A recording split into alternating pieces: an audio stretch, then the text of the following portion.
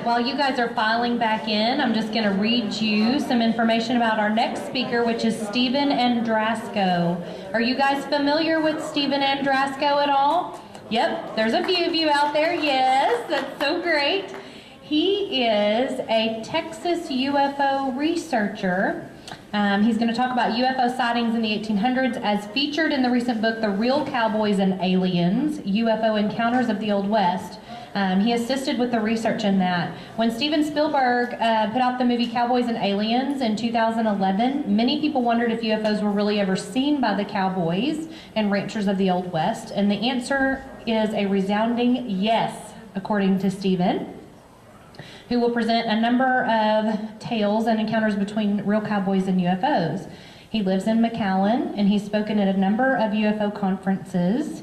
There's a whole list of them up here. Just know it's a lot. He's done a lot of speaking and a lot of research. Very well respected in our community. He holds a master's degree in library science from the University of North Texas, and he's currently co-authoring a book with Noe Torres regarding a famous UFO incident from the 70s.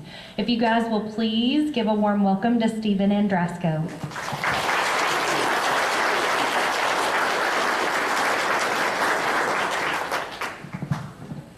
Okay, good afternoon. Hope everybody's been having a good time and having fun listening to our speakers. I'm usually speaking to elementary school kids, so talking to adults is a little bit different. So if I look at you as maybe kindergartners or something, I might feel a little more comfortable and less nervous. Well, you got to hear about the crash that happened here in Aurora. That's why we're all here. But there are other stories that were recorded in the newspapers of small towns in the 1800s, stories of unidentified objects, spacecraft, or arrow-like vehicles as described in these newspapers by the people of the times. Since there were no airplanes at that time, it's kind of hard for when people would see things, they would describe them in terms that they understood and they knew. So we're going to look at some of the stories that are presented in this book by Noe. And Noe's right here. He'll be speaking a little bit later. Okay. Which way do I point, Noe? It doesn't matter. It doesn't matter. Okay, so Hollywood has its versions of what happened in the Old West, okay? But newspaper stories have accounts of the real cowboys and aliens, and we'll take a look at some of those. Well, we'll start in 1864 in the Rocky Mountains. There was a fur trapper and hunter. His name was James Lumley, and he was out one night when he saw a bright object that streaked across the sky. It was followed by a loud explosion, and the ground shook, and a strong wind about knocked him off his feet. So the next morning, he decided to go and investigate. Okay, this happened at the Cadott Pass in Montana, up in the mountains in this area. I don't know if any of you have been up that way.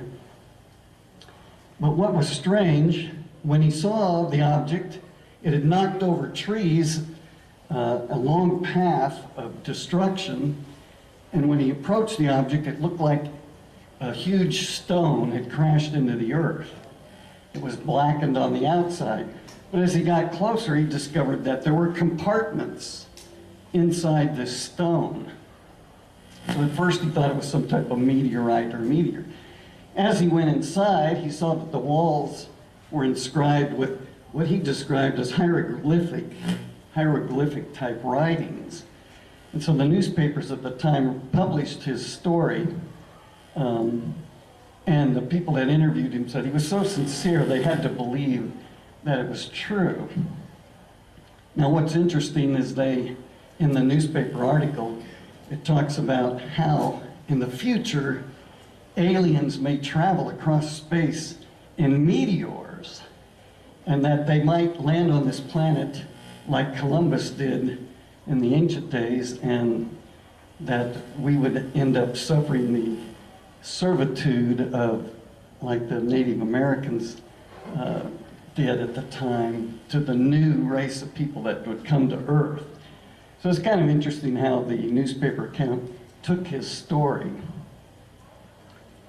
Now, we'll jump ahead about 10 years and we'll go to the town of Fort Scott, Kansas. This is a little different. In the evening one night, right after dark, there were some farmers out and they noticed a very unusual happening in the sky.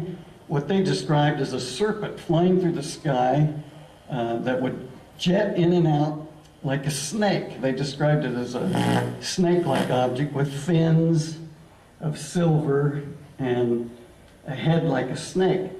They described that it flew around the town for a number of times.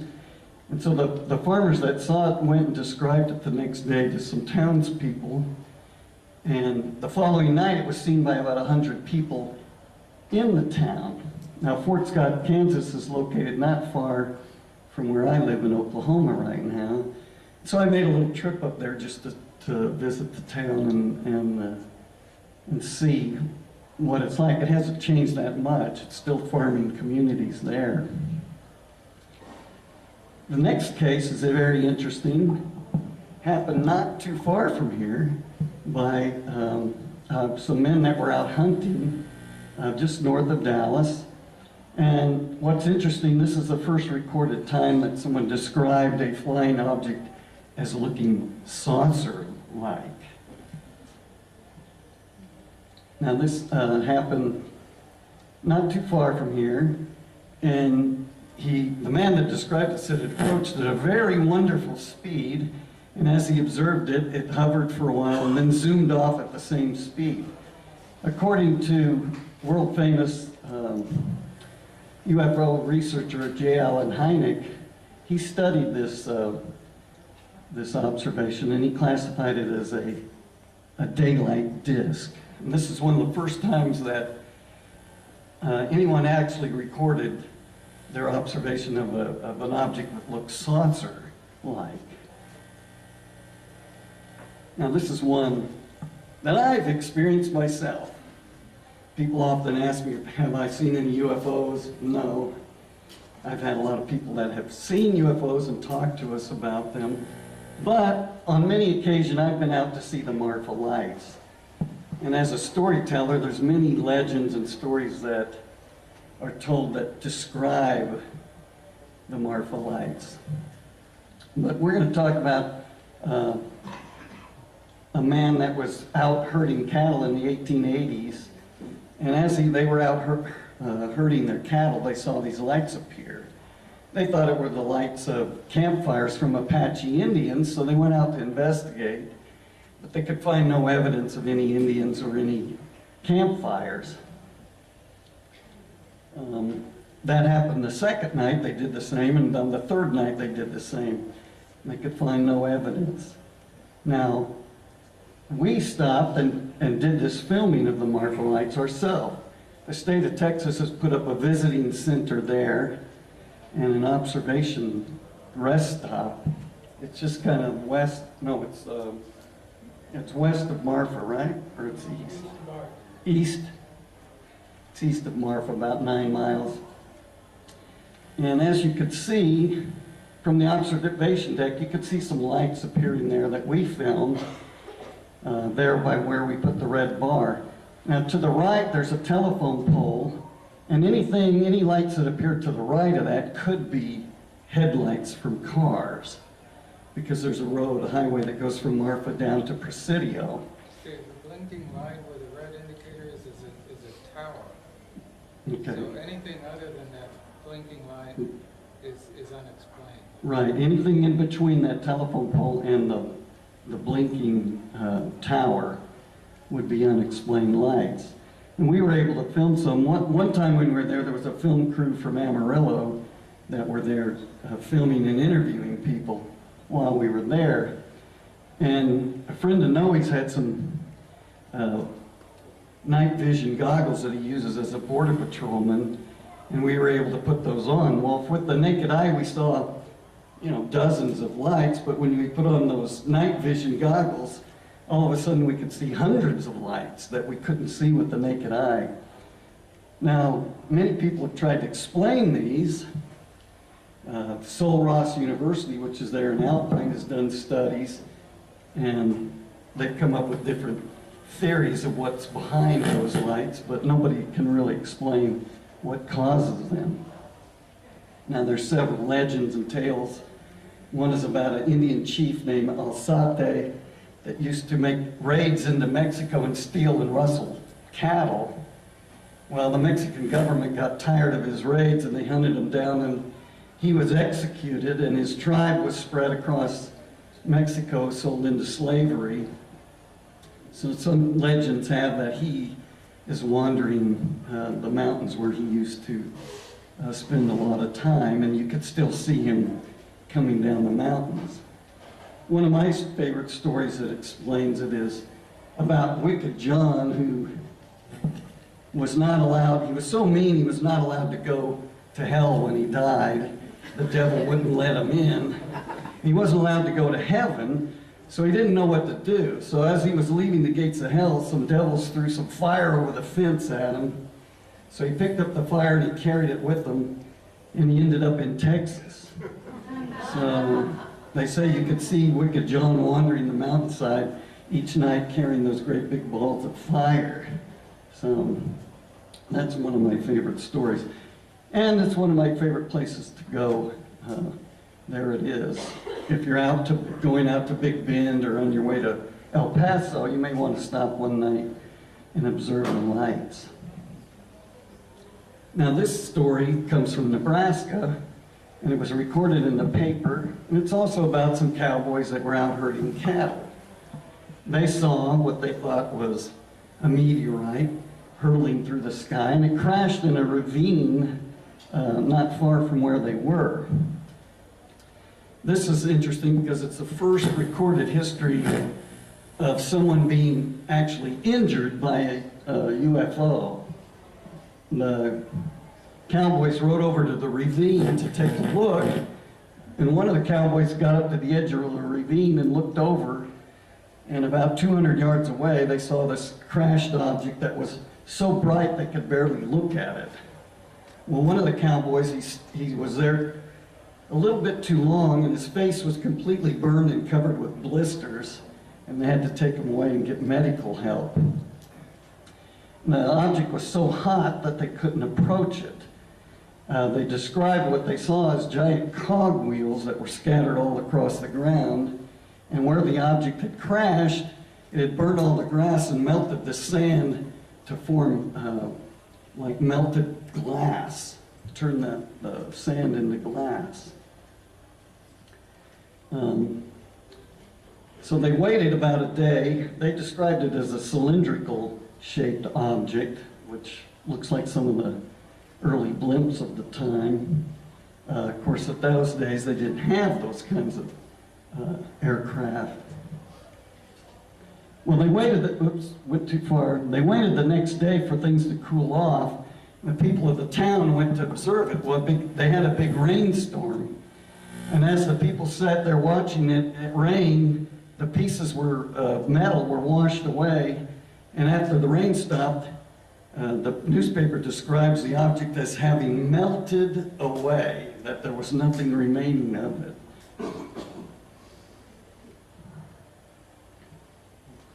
Now we'll go from Nebraska to one of my favorite parts of the country where all the redwood trees are.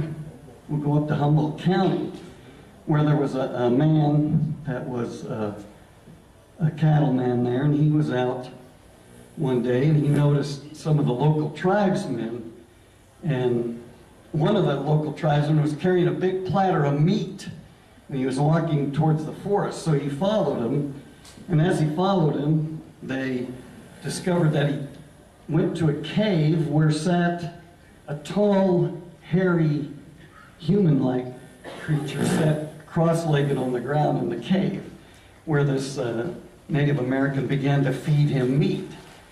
And as frightened, as scary looking as this creature was, he seemed to be very peaceful and very calm. So he went back several times to visit, each time when the man took the meat to this creature, and he asked them about it, but they wouldn't tell him anything about it. So finally, after trading a lot of possessions that he had to this local tribesman, he was able to get the story of how they found this creature. And according to the local tribesmen, these crazy bears, that they called them, came down in small moons from a ship in the sky. And when they would land, the Indians would round them up and take care of them.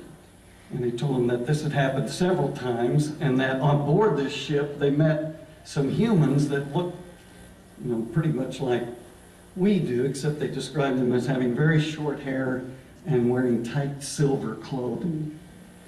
So this is a story of how the crazy bears came to the Redwood area of California.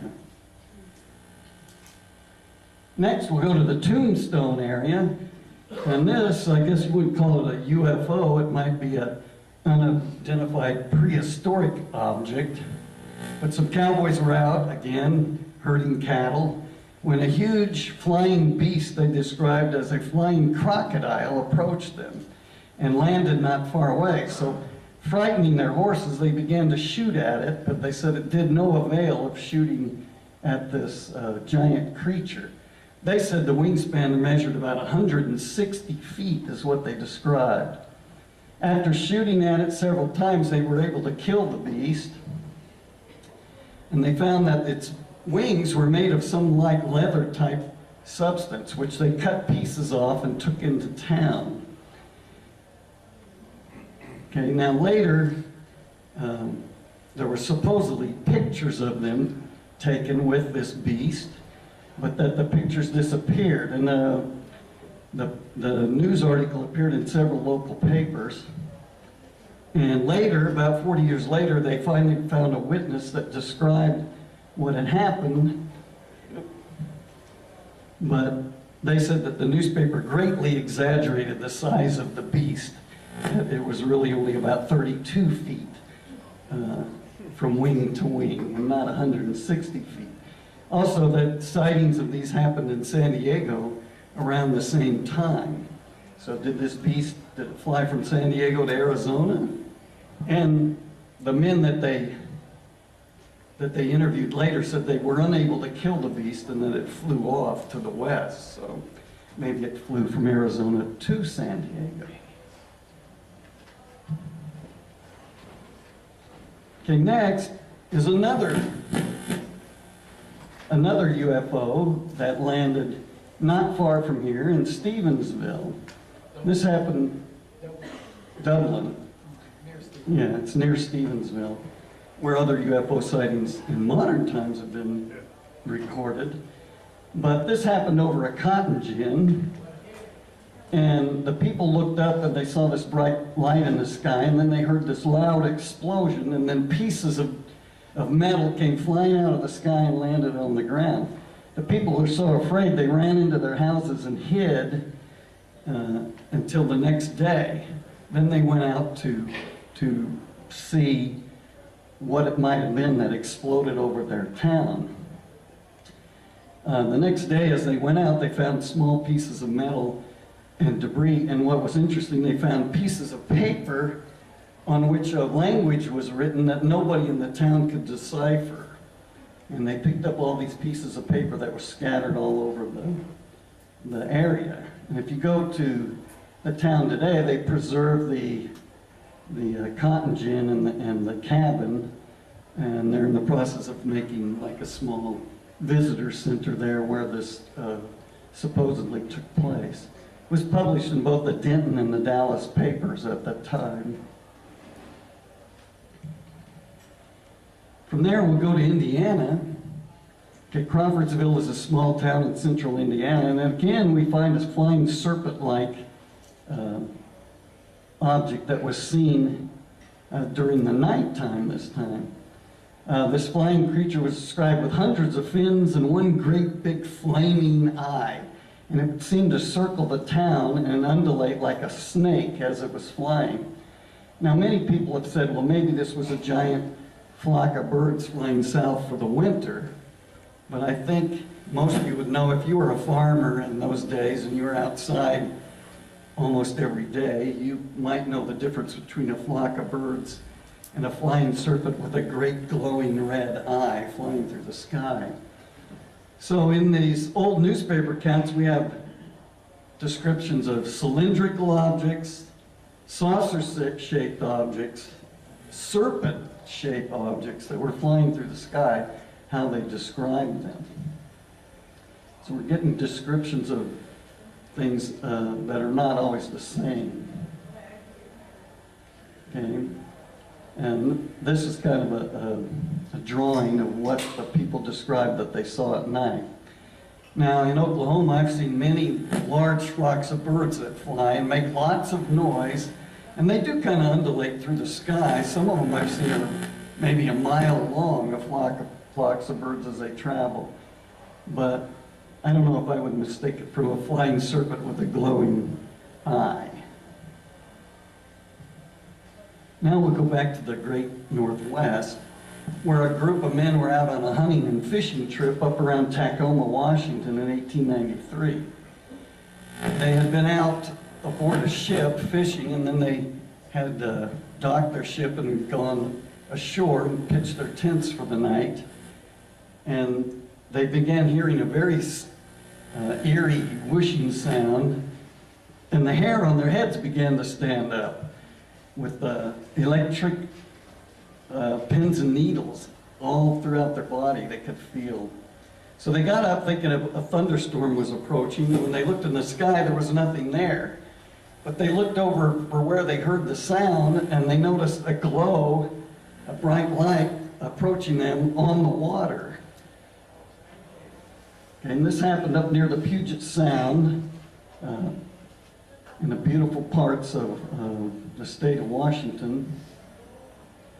And as they looked, they described this object swimming towards them as a giant serpent-like creature that had a head like a walrus with 8 eyes the size of dinner plates and antlers from which glowing red and blue flames shot out. And they also described that about every 8 feet on this beast that they saw seemed to be a ring of copper from which they believed the electricity was emitting. So one of the men decided to run up closer and get a closer look, and as he did, steam and electricity shot out from the antlers and knocked him out onto the beach. His friend tried to approach and save him, and the same thing happened to him. So the other men ran back into the woods to hide, and fortunately for them, this beast that they described turned around, went back into the water, and as it swam away, they could see the glow and lights of it from beneath the surface of the water. Now, it was not too long before that when Jules Verne published his book, 20,000 Leagues Under the Sea, which described a beast that the sailors thought was a giant sea serpent that would attack whaling ships and slave ships along the coast. And did these guys, had they read stories of Jules Verne's and described the creature like the Nautilus? Or were they describing, something else? It appeared to be alive, and it appeared to be able to propel itself through the water by its tail. And lastly, I think we'll talk about alien cattle rustlers. Now, I just read where along the Oklahoma-Texas border, the ice cream company Brahms just lost, I think it was like 480 head of cattle when they did their inventory they were missing. Okay, so nobody likes to miss that many cattle. And of course, they asked the company if they branded their cattle, and they said no. So I think they'll start branding their cattle. But in these days, some farmers described they went out and heard this loud noise in their their barn in commotion with their cattle, and as they went out, they saw the cylindrical shaped airship with a carriage underneath. Inside, they described that they saw three of the strangest human-like people on board, and it had roped a calf and was trying to lift it up into the spacecraft. So they grabbed their axes and ran after it, tried to cut loose the cow, but they couldn't, and the spaceship disappeared, towing the cow behind it. Later, the next day, one of the farmers said that they found the mutilated body of the cow in his pasture not far away. And then at about the same time, there were stories of the same thing in Indiana, where people were finding cattle dead on the ground with all the blood sucked out of them. So did aliens come in the 1800s and steal cattle just to suck their blood? Maybe they were alien vampires. We don't know. Now, these stories are all recorded in the newspapers of the time, and a lot of them, they get affidavits from their neighbors that swear that the people who tell these stories are not crazy and that they must be believed as true. But in this particular case, it was later discovered that the man telling the story belonged to the local Liars Club. And he invented this tall tale to try to outdo other members of his club that also would tell tall tales of strange things that happened around their town. Well, is this the end? Well, if you read Noe's book, The Real Cowboys and Aliens, you'll find other stories taken from newspaper accounts of small towns across the United States that list some very strange and unusual things that people saw during those days. Nowadays, more and more newspapers are archiving their past issues, and so those are available now to be able to search through and find more stories like this. As newspaper and magazine subscriptions go down with the internet and things like that, they're having to find new ways to sell their papers. So many companies are going back to their older editions and digitizing them and making them available for people to search, not only for stories like these, but stories about your ancestors, where you could find birth, marriage, and death records in the small towns where maybe your ancestors lived in the early part of the United States history. So these are just some of the stories that are included in this book. And if you want to read more, you can go to roswellbooks.com and order that. We sold all copies of the books we had with us today. Let's give him a big applause. Steve Andrasko.